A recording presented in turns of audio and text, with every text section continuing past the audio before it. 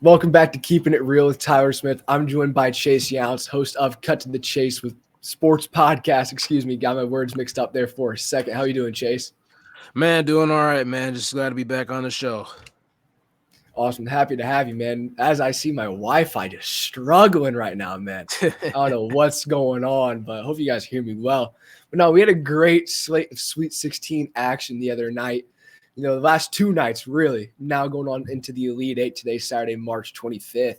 You know, saw some one seeds go down, saw some upsets. And now, for the first time ever, you know, we mentioned it off the air, Chase, no one seeds for what's been, since 79 or 80? Is that what you said?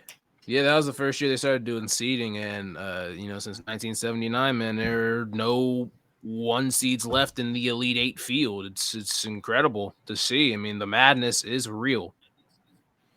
Absolutely. You know, it's crazy seeing all this. You know, we had Alabama fall to San Diego State, the number one overall seed in Houston. You know, the last one seed standing, both go down to 5 seeds.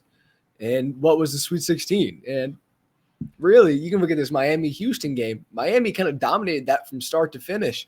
And a lot of people were saying San Diego State was going to determine how that game went as well. So the one seed's really not in control of that game entirely. Yeah, exactly, man. You look at it, I mean, Alabama yesterday, they were struggling. There was points in the game where it was like, maybe they're going to come away with this and, run with it. I think they're up 9 at one point in the contest, and San Diego State just kept battling back. Their defense kept them in the game, forced Alabama to take some tough shots. Bama's best player, Brandon Miller, was, 9 for 11 from the 9. He had 9 points, 11 rebounds. He was 3 for 19 from the field. So, and went 0 for 8 of his last. 0 for 8 in his last. Yeah, I mean, down in crunch time, he couldn't do anything. He was 1 for 10 from the 3. And as a team, they shot 3 for 27 from the 3. So, I mean, that's a tough break for them.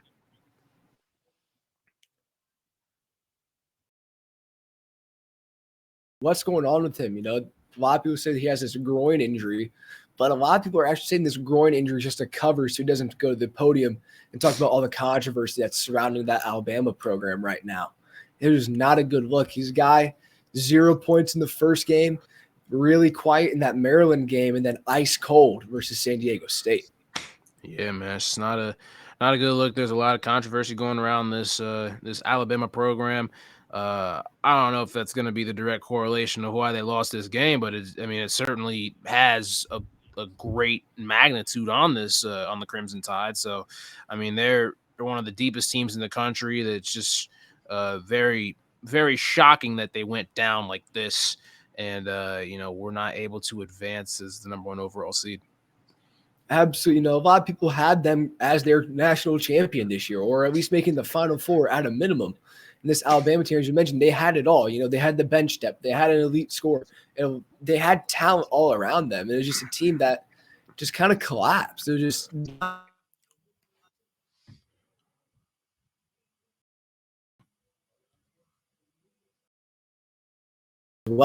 shot well,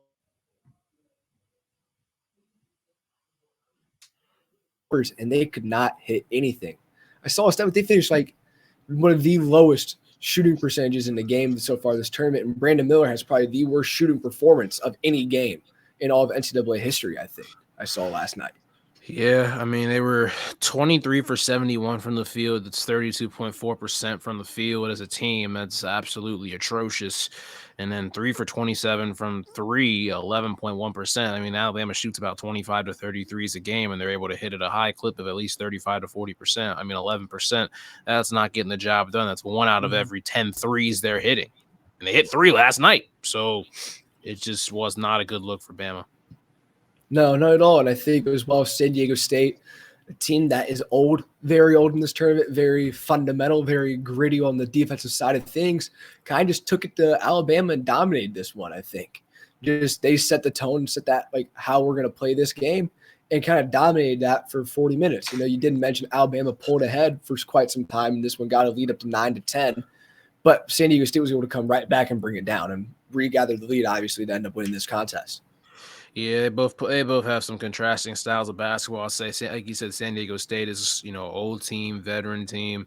They're able to beat you up, inside and out. So, they just look more physical and they look like they're more in tune compared to Alabama. Bama wasn't hitting shots, and San Diego State was just able to take threshold of this game and I'll take it to the Elite Eight.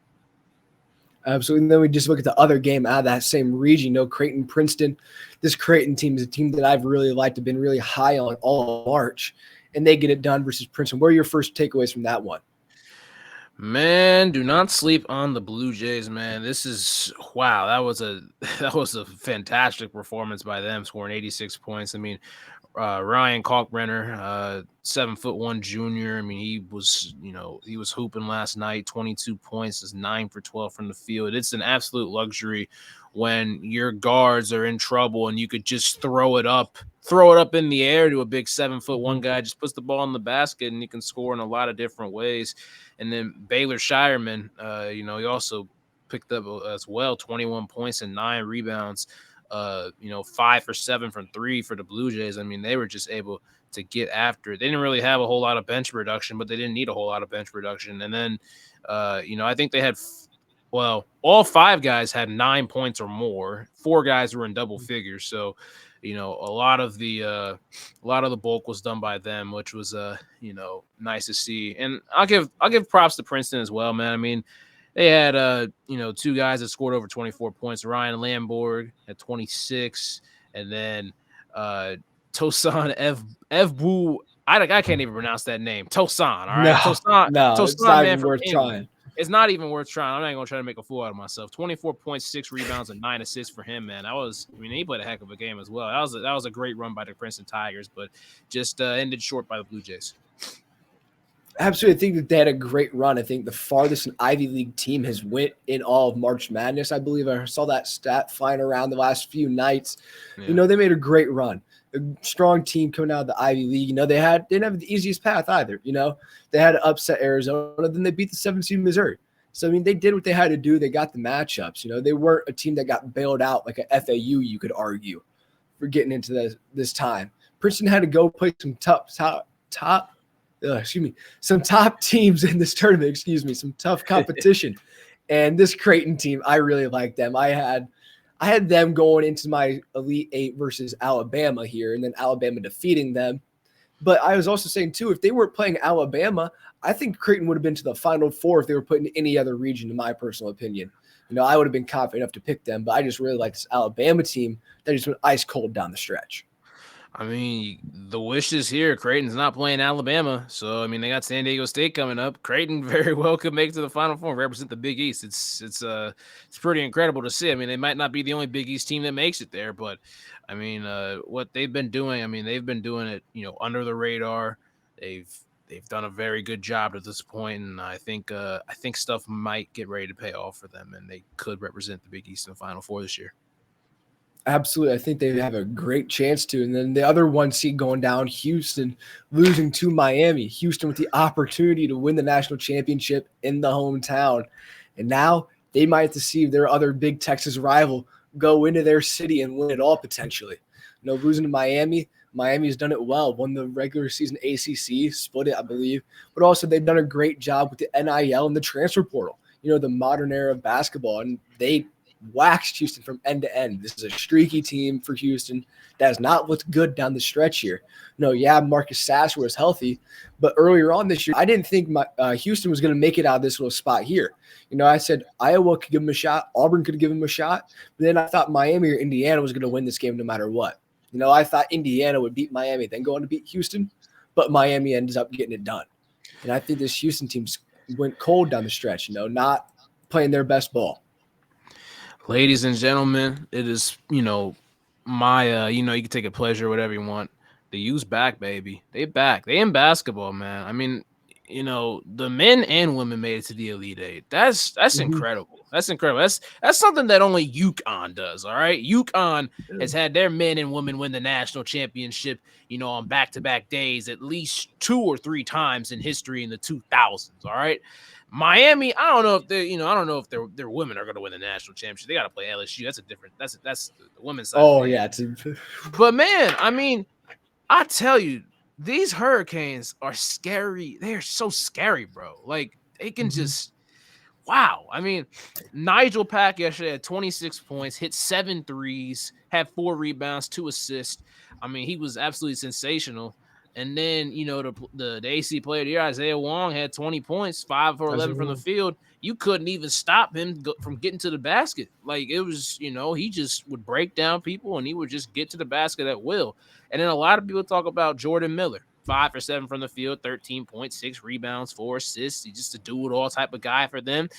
And then, I'm not going to miss out anybody on their starting lineup. Uga Poplar, 6'5", man. I mean, 11 points, 4 rebounds. He didn't have a great day shooting from the 3, but still. And then I think the biggest catalyst for them was Norchad Omier. I mean, 5 for 10, 12 points, 13 rebounds, 3 assists. I mean, you don't want to see this Miami team in March, man, because, wow, that team is scorching right now. Absolutely. Not even the ACC Player of the Year nominee. A night or 20 a night. It's going to be something you have to watch out for. And I think this Miami team, just the depth, not only the depth, but the size that they play with. This is not a small team.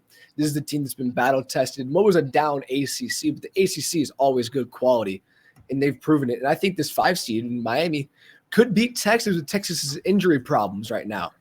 I think if both teams are healthy, I lean towards Texas. But with the bone bruise right now, when Texas stars, I got to lean towards Miami at the moment right now. Yeah, I mean, Texas is my national champion, so I'm going to ride them all the way there. But, man, I mean, shoot, Miami, man, the way that they're scorching down there in South Beach, I mean, they could get all the way to the national championship and win the whole damn thing. I mean, it's what they're doing right now is it's sensational. Jim Larinaga getting back-to-back Elite Eight appearances. Just they're hitting from the 3. They're running the floor. They're turning their defense into offense. They're packing the paint. They're doing such a good job overall. I mean, Miami, man, they are scary as can be. Watch out for the Canes. Yeah, absolutely. The Miami Hurricanes are scary. No, I do lean towards Miami just for health at the moment, but I think Texas can get it done. This game, as big of a toss-up as you could see, I think, in the, I guess what would be now the Elite Eight. And I don't know. I think either one of these teams has a really good shot, but I really like these teams at the bottom of the bracket, unfortunately. So I think both these teams, I said you have Texas, you're a national champion, but I'm going to ride with the other guys in your bracket groups that we're talking about. I like UConn a lot. I love UConn in this thing. You talked about them later, come a little promo, talk about the women's program and their men's program. But UConn with 2 dominant bigs, great guards, and Musselman of Arkansas said they got all the pieces, and I couldn't agree more. UConn was one of my national champion picks earlier on in March. And, take my receipts. Go check it out. Pull up the receipts. I had UConn always going to the Final Four and going to the national title game and splitting with either Alabama or Marquette if it wasn't going to be them winning it. So I think UConn gets it done, but I know you're pushing for the Zags hard right now. Yeah, man, I'm pushing the agenda right now. If it wasn't for, seeing the position I was in these bracket challenges, I would be rooting for UConn. And I would think that UConn would make the Final Four. I just got to push the agenda until it's dead, and Gonzaga is still in it. So kind of got to ride them. But, I agree with you. UConn, man, the rotation they have at the big, Adam Sanogo, he's been an absolute nightmare for teams trying to for teams trying to prepare for him and all. And then they got the big kid Donovan Klingen. I mean, it's just that's a tough group right there, man. They got a great rotation down there. The guards are playing well. The guards are experienced. They basically have every piece that they could have on the table. But then you look at Gonzaga. You got Drew Timme, who went absolutely crazy on Thursday night. I mean, it's going to be a bit of a crazy. You gotta have a couple of different crazies in there. But yeah, I mean, you look at, he's gonna go up against a different type of big tonight, man, and Sanogo and then Klingen. I mean, it's gonna be a tough matchup for him, but I'm excited to see how Drew Timme's gonna be able to, piece this matchup through. Absolutely. I think this game's going to be extremely entertaining to watch. And I think Drew Timmy, I think he's one of the best players in the college basketball landscape at the moment. But I just think what's going to hurt him is he's going to be getting two bigs on him all night. They're going to take turns taking shots at him. And not only is Drew Timmy going to have to deal with them while he's playing offense, but he's got to play defense on one of them. And that's, I think, what's going to hurt them the most. He's got to put in more work on defense than he would probably like to, which is going to make him a little bit more tired on offense. But he's going to be getting two guys' best shots. They're going to take turns going at him on the defensive side of things. He scored 15 points in what felt like 10 minutes the other night just to start the game. This Gonzaga team, one of the best offenses in the country statistically, but also just the eye test as well. I think that's a big thing in looking at a good offense. Seeing who Gonzaga plays, they look good on offense. But I think UConn has just a good enough offense, to keep up. They say the UConn probably has the top offense in the nation, paired with a much better defense than Gonzaga, which is why I lean towards UConn in this one. I'd have to agree. I mean, when you look at it, I'm obviously going to be rooting for the Zags, but I mean, UConn, I think, just has too much. Like you said, the rotation of bigs and keeping those guys fresh and, getting the clean punches on Drew Timmy, figuratively, of course. But I think, I think they're going to be fresh. They're going to have fresh legs. I just think it'll probably be too much for Timmy down low. Yeah, that's what I think. Drew Timmy, a guy who I feel like he's been playing college basketball for quite some time. But I think he's been trying to get Gonzaga that national title, push him there. I think they fall short of the Final Four this year, unfortunately. And then we shift over here to this Kansas State FAU game.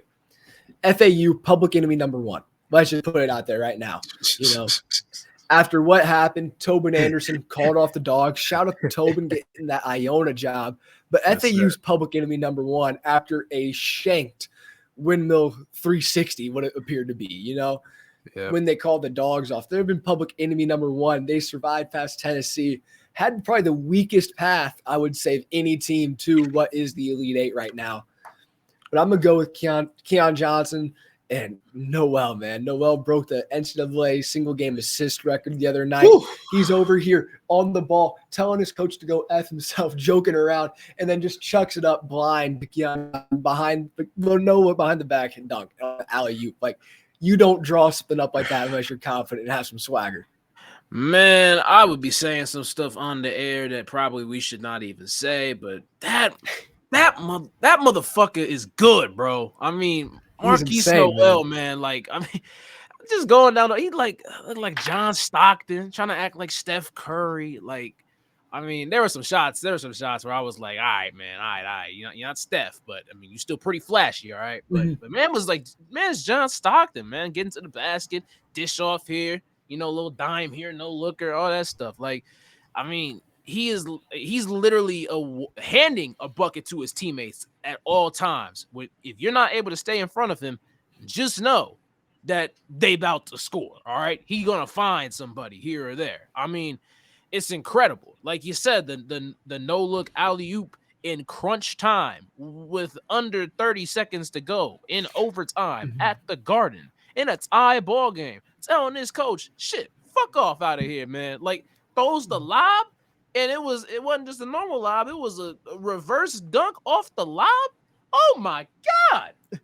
Yeah, it's just something like you rehearse like all the time. It's just like he was so confident. Like there's not the main angle that you see, but there's a flip angle. Some guy on the sideline with his phone recording it. You literally they have this play scripted to a point where you see the coach for Kansas State look down on the bench, get the nod from one of the guys. He looks and he starts arguing with him, fake arguing while putting out some hand signals. And then you can see Nowell. You can read his lips. I'm not a master lip reader, but everybody in the Instagram comments were really saying he said F you, F you, F you like 3 different times in this little span and then chucked it. Like they drew that up. That was the point. They wanted to act like they're arguing, but just to have the confidence and like the swagger about yourself to do that in a game, as you mentioned, crunch time, not a blowout in the Sweet 16 versus Tom Izzo in Michigan State. Like that can't be like undone. Like that moment will live forever. I was against Mr. Marsh right there. I mean, think about this. Like you said, FAU is public enemy number one right now, and they're a Cinderella team that has 3 losses. It's just kind of a weird situation right there. Like you said, they've had the easiest path to the Elite Eight, and I would definitely agree with you on that. But man, I mean, Kansas State. I mean, I'm pulling for them tonight. I mean, they rock with Lil Baby, you know. She trying to leave me on low. You know what I'm saying? Like the whole thing, Yeah. like just the whole swag that they got, Jerome Tang and Marquise Noel and Keontae Johnson. Like they're just they a fun team to watch. And I'm not done watching the Cats, man. Cats by a million, bro. I mean, I'm not saying by a million. I think it's gonna be a good game, but I think the Cats are gonna end up winning this one. I think it's gonna be a really fun game, I'm fast-paced game to watch. So I'm excited for it. No, man, I'm with you 100% there. You know, it's a great story. You know, Keontae Johnson, however you want to call him, he goes by boat. It's just like the dude, we watched him on national television when he was at Florida. Yep. Collapse, you know, like collapse. That's why all the college athletes have to get the heart scans now with COVID and things. Yep. And now he's back and he's doing this on the biggest stage in the Garden with a guy in Nowell. And this Kansas State team was predicted to finish almost dead last in their conference this year. Just was expected to be horrible. First-year head coach, you know, they got everything, like those chips on your shoulder stack up over time, and now they have the kind of the country at their back trying to wheel them the rest of the way when they need it. And I think this Kansas State team, as you mentioned, I'm not done watching the Wildcats. You know, sorry for those out there that are Kentucky fans. I'm talking about the Kansas State Wildcats, man. And they're going to be going to the Final Four, and I think they're going to be taking on Creighton in the Final Four, and I think that's going to be a great matchup. Man, I mean, that's gonna be fantastic. I agree with you on that, man. K-State and Creighton, that's probably gonna be the early game, is my guess, for the Final Four. But I mean, that would just be a fantastic battle. And then, you know, I don't know if we're going on the left side yet, but I mean, for my other picks, I gotta push the agenda of Texas and Gonzaga, but I have to push the agenda until it's actually not happening. So I'll say Texas Gonzaga is the second one. That'll be a great second matchup. But I mean, either way, that left side, that's going to be the late matchup, and it's going to whoever it is, it's going to be a fantastic game of basketball to watch. Absolutely, I couldn't agree more. I think, you know, looking at my notes, trying to pull up the name here. There's a Dylan Dessau, I think. Dylan Dessau, I'm probably mispronouncing the guy's name of Texas. You know, that's what worries me. You know, he's been their leading scorer so far this tournament, has a bone bruise. And bone bruises suck, you know. It was also just a personal thing of like how you adjust and deal with that. You know, we probably both played through them and had them at times. And it just depends where it's at and how bad you're feeling, you know, and there's no predicting it. It's not like, oh, you know, it is a set, you're out for this many days and this is how you're going to feel. Like it is just a case-by-case basis. And that's what worries me about Texas a little bit. I think Texas does enough to get by Miami, and hopefully Dessau feels better come April 1st. I'm not sure. But I don't think health will be an issue for UConn defeating Gonzaga. And then I think UConn defeats Texas, I think.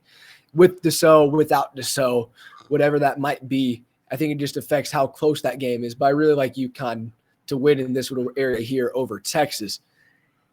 And I don't know if I'm going to pick Kansas State or Creighton. What do you think there? Who do you think, Kansas State or Creighton? Shoot, man. I mean, wow, that's a tough one. I'm not done watching the Wildcats play, so I think K-State's going to the Natty. I mean, shoot, I can see it. It's just like, here's how I'm looking at this game. You know, the team that should win, in my opinion, like if you look at stats, look at everything, Creighton should be the team that wins, I think. I agree.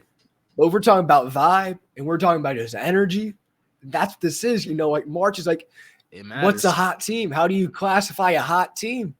Kansas State's a hot team. It matters.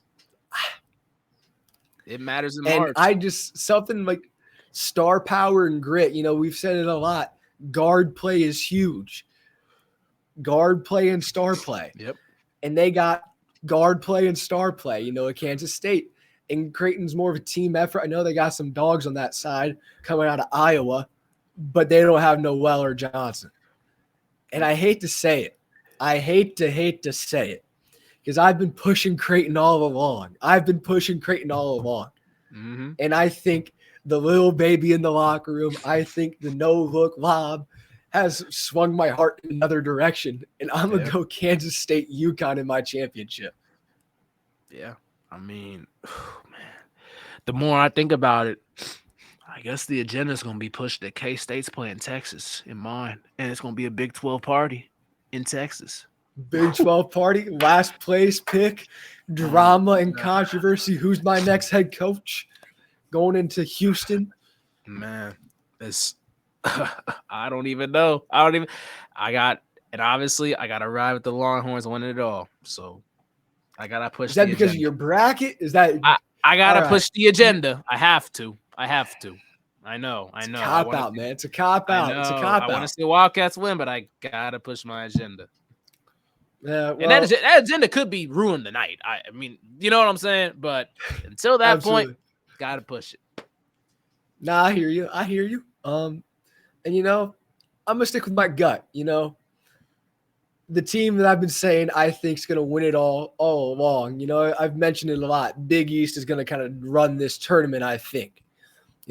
Unfortunately, Marquette isn't in the dance right now. Mr. March and Tom Izzo got them, and I'd say Mr. March and Tom Izzo won my heart over in Columbus. I hate to say that, but I hate to say this as a Michigan fan. I hate to say it. I even commented on Fred's Instagram post, "Go green, go white." Hate to say it. Gotta cheer on your little brother every once in a while. But I'm gonna go UConn winning the Natty here. I'm gonna stick with my gut. It's the Big East party. I like UConn. Something about them, and we're talking about the UConn men's basketball team right now, not the women's basketball team. We're talking about the men's basketball team winning it again. No Kemba Walker this time, but I think they do it. I think they win it down in Houston. I could definitely see it. I really could. No Kemba, no Shabazz Napier. I mean, if my agenda with Texas does not go through, UConn, I think, is the team to beat. Yeah, I think that game is such an entertaining contest with the guard play and star play of Kansas State and just the two dominant bigs and the perfect pieces surrounding UConn, creating like this master puzzle, as Eric Musselman said of Arkansas. It's just something different with this UConn team. It is. It definitely is. I think they're built really well, and I think this might be the time for them to put it all together and get themselves a championship.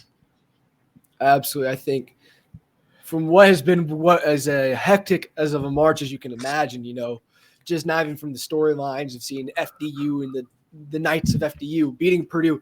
And FDU, I was at the games, I was really confused for a while why I was hearing the Go Dayton Flyers marching band songs and all that. Yeah. Comes out to be the FDU doesn't even have a band, and UD stepped up to play for them.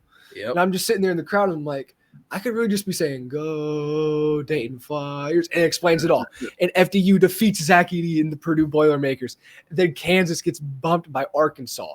Yeah. And then over here, we got Alabama and Brandon Miller, ice cold as always. And Virginia. Virginia. You're never going to win anyone's trust in March Madness. Let me take this ball and chuck it and lose the game. Did I just see what I think we just saw? And, we're just watching courtside, the announcers in their chairs rocking back, almost falling out of the scorer's table into the back row. It just been a hectic tournament, to say the least. Here we are. And here we are with it coming down to UConn and Kansas State. Yes, sir. I mean, it's a great time of year. It's Nance's last call on the Final Four run. What better way to end it for him in Houston? Man, I'm so excited for tonight, tomorrow, and this upcoming weekend. Absolutely. I think it's going to be great either way. Whether your agenda pushing gets the job done or not, I think we're going to have some great matchups here into the Final Four and into championship week as well. Couldn't agree more with that. Oh, man, it's been a great show. Anything you want to send some people out with? Is it the agenda or is it the Kansas State Wildcats? What are you sending people home with? Well, it could be the agenda, but just remember, if any problems, she trying to leave me on lowdown, you know what I'm saying? So I think that's the only thing I got to leave with. I respect it. I think we're going to have some star power down there in Houston with Kansas State in the vibe, Gonzaga, some Texas, and some Creighton. Yep. A Big East party. Who knows? Gotta love the Midwest, man. Gotta love it. Yeah. the Midwest representing down here. Then we bounce to Houston. It's going to be a great tournament. It's going to be a great ending to what has been a great tournament so far, and we'll be covering that for you, whether it's here, Cut to the Chase Sports Podcast, or somewhere in between. Yes, It's been a pleasure. Chase, thanks for hopping on, man. Everybody go subscribe, not only to my channel, but go follow Chase's channel too, man. Chase, great content. Guy Brady King, co-host, somehow forgot Donovan Edwards is one of the top players in the Big Ten. Don't know how you do it. We talked about that. So, we'll make sure that changes. No, man, it's been a good one. Thank you guys for listening. Check out Chase's channel and make sure to subscribe here as well. It's been a good one. Thank you for everything, guys. Sir.